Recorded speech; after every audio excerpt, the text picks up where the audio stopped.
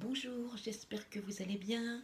Je reviens vers vous aujourd'hui pour vous parler de mes lectures, pour vous parler notamment de 4 livres finis, d'un livre que je vais commencer et un petit intermède avec du thé.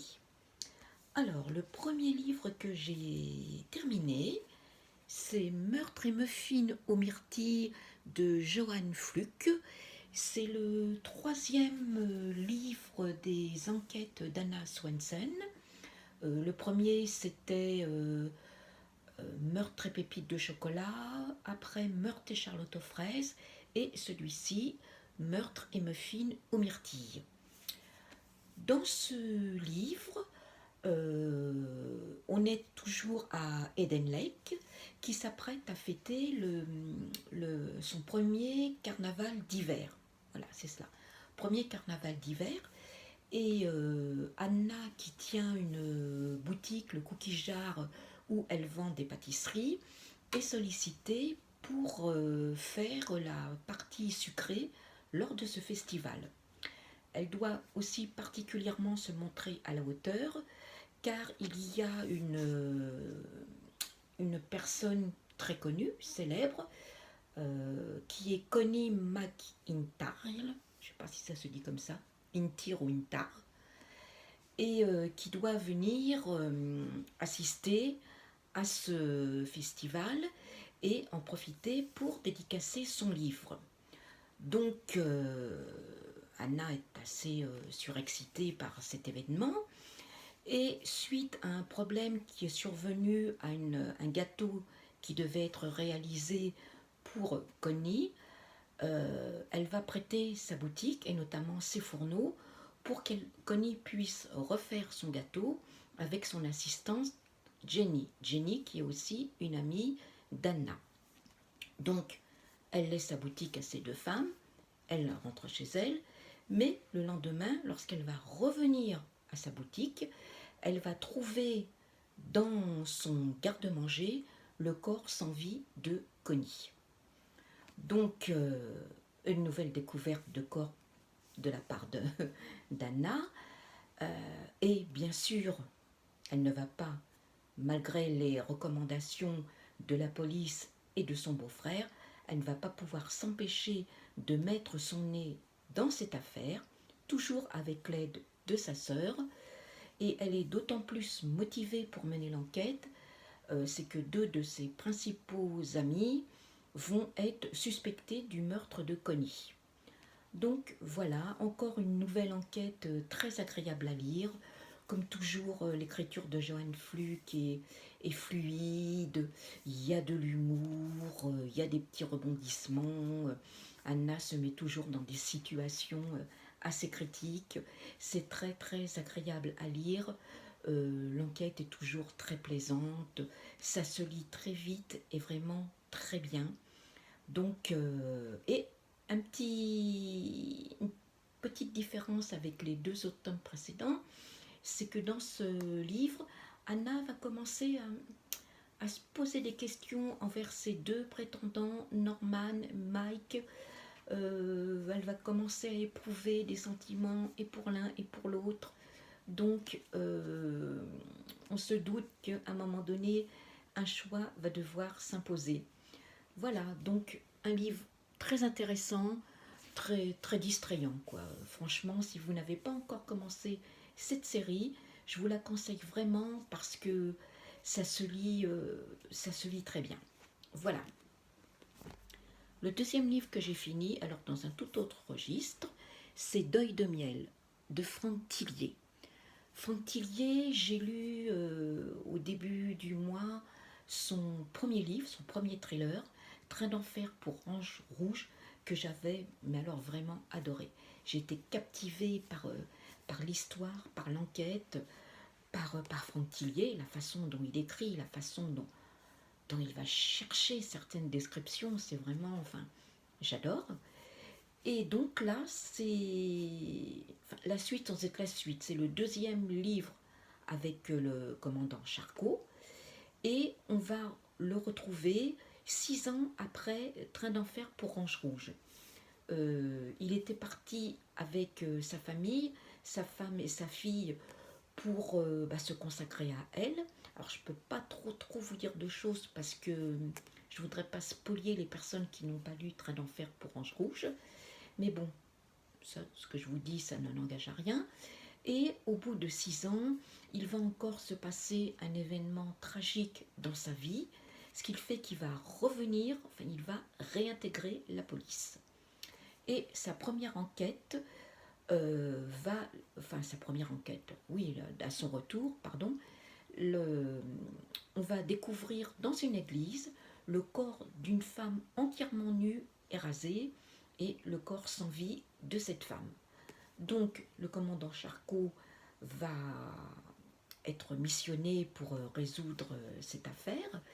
Et ce qui est un petit peu étrange, c'est que le médecin légiste, à l'examen du corps, ne va déceler aucune blessure apparente, mais par contre que les organes de cette femme ont implosé à l'intérieur de son corps. Donc, Charcot va se lancer dans cette nouvelle enquête sur les traces encore d'un tueur qui est encore particulièrement pervers, qui va tuer ses victimes dans des conditions de souffrance atroces et très lentement. Et cette fois-ci, l'arme dont il va se servir, ce sont les insectes. Encore une enquête qui est très bien menée. Franck Tillier nous emmène où il veut. On est passionné, on tourne les pages pour savoir mais qui est-ce qui. Alors, à un moment donné, on a quand même un petit doute. Moi j'avais le doute sur le personnage, mais c'est lui sans être lui. Enfin, si vous le lisez, je pense que vous comprendrez. Et alors dans ce livre, il mène l'enquête, mais aussi il doit se battre contre ses propres traumatismes, contre les tragédies qui ont été semées dans sa vie, et surtout son psychisme qui est devenu très très fragile. Donc voilà, moi j'ai vraiment adoré, encore un coup de cœur. Vraiment ce mois-ci je fais des lectures et des découvertes d'auteurs qui pour moi sont des coups de cœur. Je vais me procurer la suite, La Chambre des Morts. Et dans La Chambre des Morts, bien sûr, on a toujours Charcot, mais va entrer en scène Ennebel. Ennebel, je crois qu'il va devenir son assistante. Enfin, après, ils vont enquêter ensemble. Donc, franchement, n'hésitez pas. Si vous ne connaissez pas, enfin, connaissez pas, je pense que tout le monde connaît Franck Tillier, mais si vous n'avez pas encore eu l'occasion de lire ses livres, allez-y, parce que franchement, si vous aimez les thrillers glaçants, assez gore, très mouvementés, très haletants, alors ces romans, enfin ces thrillers vont vraiment vous emballer. Ça ne peut pas être autrement. Voilà. Et encore dans un autre registre, j'ai lu, je vais enlever le bandeau. J'ai lu Fille du vent de Mathilde Faure aux éditions Charleston. Ah, je ne vous ai pas précisé, excusez-moi. Franck Tillier, c'était éditions Pocket. Et Meurtre et Muffin aux myrtilles, c'est aux éditions Le Cherche-Midi. Et celui-ci, c'est chez Charleston. Alors, ce livre, c'est un livre qui m'a beaucoup touchée. On touche un domaine tout à fait autre que ce que je lis habituellement. C'est l'histoire, on va relater l'histoire de 3 jeunes filles, enfin 3 adolescentes, qui sont placées dans un institut à Argenteuil.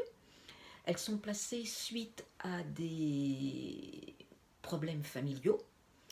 Elles sont 8 au total, et dans ce livre, on va suivre 3 d'entre elles. On va suivre Lina. Lina est une adolescente qui a été très souvent battue par son père. Son père la battait, elle et sa mère, jusqu'au moment où les coups sont tellement devenus violents qu'elle s'est précipitée au commissariat pour dénoncer son père. Ce père qui du coup, a été emprisonnée. Euh, Bien sûr, elle a été traumatisée par cette existence et depuis, c'est une jeune fille qui porte toujours des joggings très larges pour ne pas qu'on voit ses formes et elle se construit une attitude de bonhomme. Elle a souvent un comportement de bonhomme, pas du tout féminin. On va suivre aussi Céline. Alors Céline, elle, a été retirée très jeune à sa mère, une mère qui se droguait et bah, qui était dans l'incapacité de s'occuper d'elle. Donc elle a été placée dans un foyer d'accueil et Céline, c'est une personne qui n'arrête pas de fuguer, elle part toujours en fugue et elle fréquente un homme particulièrement, enfin un jeune homme particulièrement, qui va l'entraîner à fréquenter d'autres hommes. Et Céline, pour elle, elle, pour elle exister, elle ne peut exister que lorsqu'elle voit le désir dans les yeux des hommes. Voilà. Et ensuite, on a Assa. Assa, alors c'est la bonne élève de l'institut. Assa, elle poursuit ses études, elle va à l'école, elle rêve de se sortir de cette impasse. Et Assa, c'est une personne qui a été violée depuis l'âge de 11 ans par son père, et ce pendant 3 ans. Bien sûr, elle n'a pas pu en parler. Elle a compris que sa mère était au courant, mais que cette dernière a préféré se taire. Et lorsqu'elle a vu que son père, je ne sais plus si c'est son père ou son beau-père, c'est son père, il me semble. Non, c'est son beau-père. Commençait à regarder sa petite sœur, pareil, elle a été le dénoncer. Voilà. Donc, bien sûr, Assa s'est retrouvée placée et elle est très, très studieuse. Enfin, comme je vous l'ai dit, elle veut vraiment se sortir du marasme de son enfance. Ces 3 jeunes filles que rien ne relie entre elles, qui sont très différentes, qui ne s'intéressent pas du tout les unes aux autres, qui s'ignorent, enfin voilà, vont être amenées suite à un mouvement féministe euh, suivi par Assa.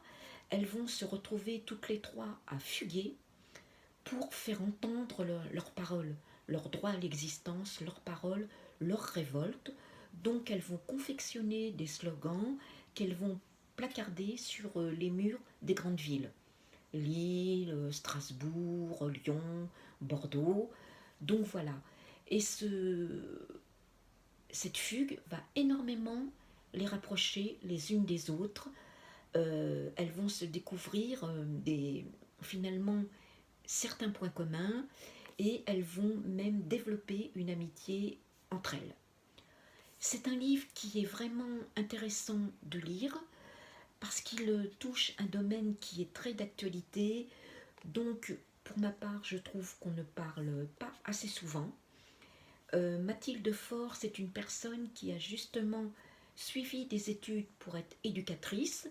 Donc, elle connaît très bien le milieu, elle connaît très bien ces personnes avec leur traumatisme et nous le décrit très très bien. Et simplement savoir que ces jeunes qui sont placés en foyer, souvent par la faute d'adultes, elles ne réclament qu'une chose, c'est pouvoir avoir leur chance de se sortir de là, et elles ont aussi bien le droit d'exister que n'importe quelle personne. Franchement, c'est un livre que je vous engage à lire. Il est très court, il fait 100, un peu plus de 200 pages, et dans ce livre, il y a plusieurs parties, et dans chaque partie, on a chaque fille qui parle. C'est-à-dire un paragraphe, ça va être Céline, un paragraphe, ça va être Assa, un paragraphe, ça va être Lina. franchement, n'hésitez pas, c'est un livre qui amène vraiment, vraiment à réfléchir. Et le livre que je viens tout juste de terminer, Pour que les montagnes chantent, de alors Nguyen Phan Khemai, pas vraiment si ça se dit comme ça, aux éditions Charleston, et alors encore un coup de cœur. C'est un livre, mais alors tellement émouvant et bouleversant. C'est un livre sur l'histoire du Vietnam. On va suivre, alors les noms, on va suivre à, alors Dieu Lan, une grand-mère, avec sa petite fille Huong, qui sont en pleine guerre du Vietnam. Leur village est sous les décombres, donc elles vont être obligées de partir pour un autre village. Et Dieu Lan va commencer à raconter à Huong l'histoire de sa famille et de ce pays. C'est un livre avec double temporalité, c'est-à-dire que quand la grand-mère raconte l'histoire, bien sûr, on est bien avant l'époque d'aujourd'hui, et quand Huong parle d'elle, on est dans les années 70. Donc, ce livre va nous faire traverser par l'intermédiaire de cette grand-mère les différentes étapes du Vietnam, c'est-à-dire la guerre où Dieu Lan et sa famille vont tout perdre. Ses parents étaient des exploitants agricoles, ils vont tout perdre avec cette guerre. Ils vont être obligés de partir. Ils vont subir la famine qui va détruire une bonne partie de la population du Vietnam. À la suite de ça, cette femme avec son frère Kong ou Kyong, vont tout faire pour rebâtir l'exploitation. Ils vont penser pouvoir s'en sortir, mais va arriver l'époque, la révolution agraire, qui va démunir les propriétaires de leurs terres, qui va être distribuée aux paysans. Donc une nouvelle fois, il va falloir fuir. Elle va fuir avec ses enfants, elle va connaître la mendicité, la pauvreté, elle va être obligée de prendre des décisions terribles pour s'assurer que ses enfants puissent avoir un minimum, mais vraiment un minimum de confort, d'être à l'abri de la faim, d'être à l'abri du froid. Et elle va continuer son périple jusqu'au jour où elle va enfin pouvoir peut-être se reconstruire.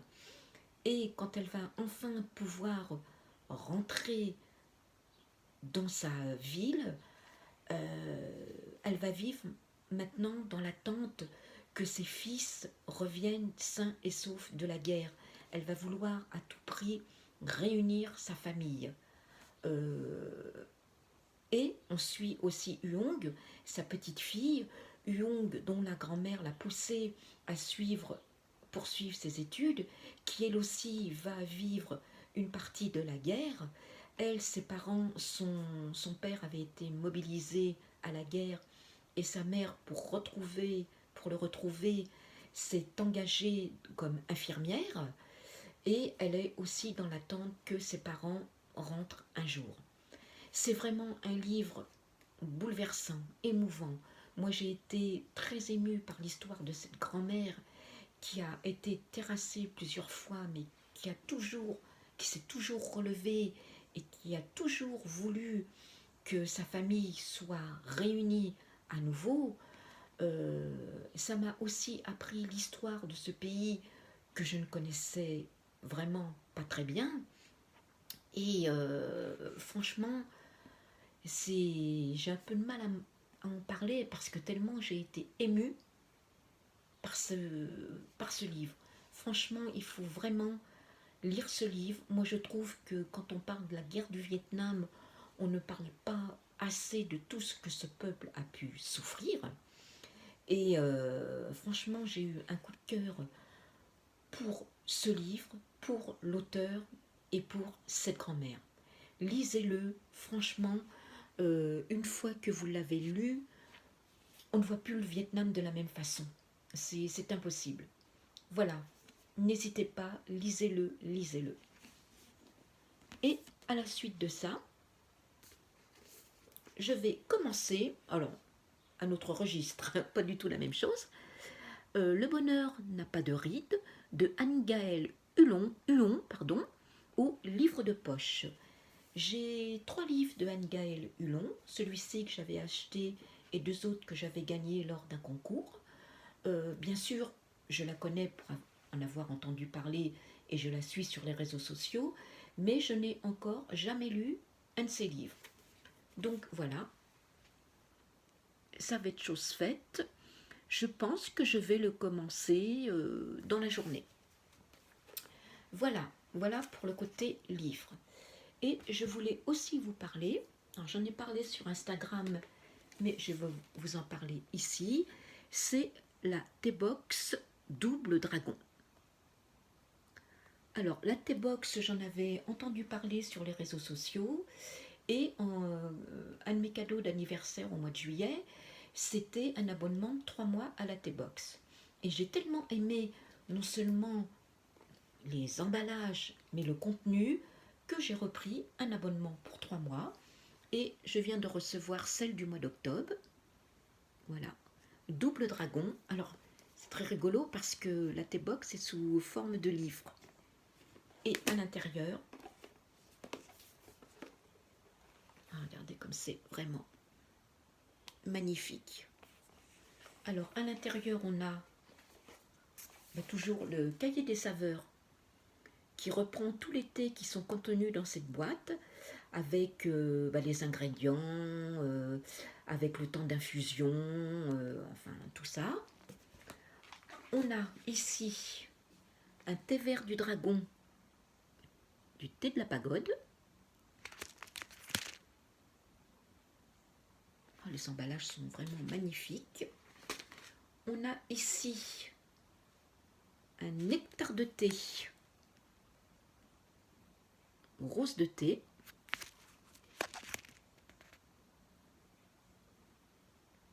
Et ça reprend la boîte à l'intérieur. On a de la maison Taillefer un thé blanc de Chine.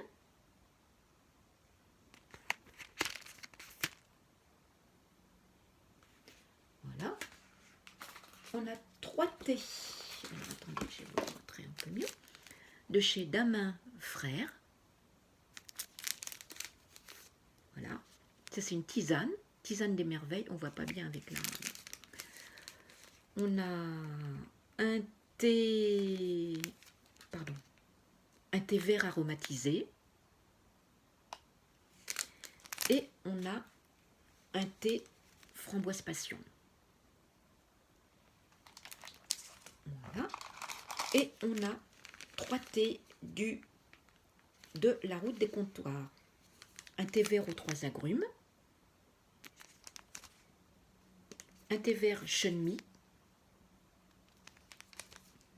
Et un thé noir rouge désir.